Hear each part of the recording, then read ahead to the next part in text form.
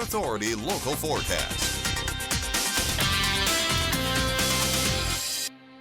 You know, when you've enjoyed a beautiful weather day and obviously translating to a very nice night, you can't help but have a big old smile on your face. Let's take a look at what we're seeing in regards to your RV World Yuma Skycam, and there's a view of the Yuma area amongst the rest of the desert southwest. And of course, we got to talk about the lack of storm activity today because it's all been kind of shoved off over into the Intermountain West because of a strong system that's pushed its way in, and it's centered pretty much in the four corners. So all that activity further to the east, but we are reaping the cooler air benefits. Case in point, you can see the temperatures right there in the 80s in the Imperial Valley. So that itself is just a victory for us. I mean, it's been a while since we felt this nice this late in the evening, and we got that going on as well over in the Yuma side of things, where we're ranging pretty much from the middle 80s, in some cases even into the lower 80s. So we're certainly enjoying that for sure.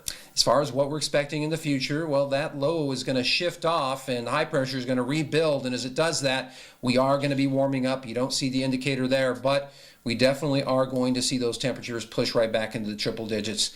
We're just delivering the package. Just saying. All right, as far as the winds are concerned, we'll keep it huffing and puffing to some degree mañana.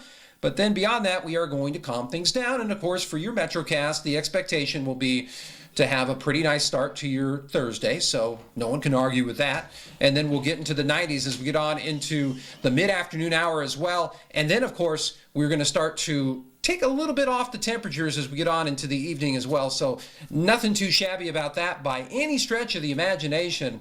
And of course, it's not a stretch that we're going to keep it in the 90s for at least another day before we start to turn the temperatures up, as it's indicated right there with your Yuma International Airport extended forecast.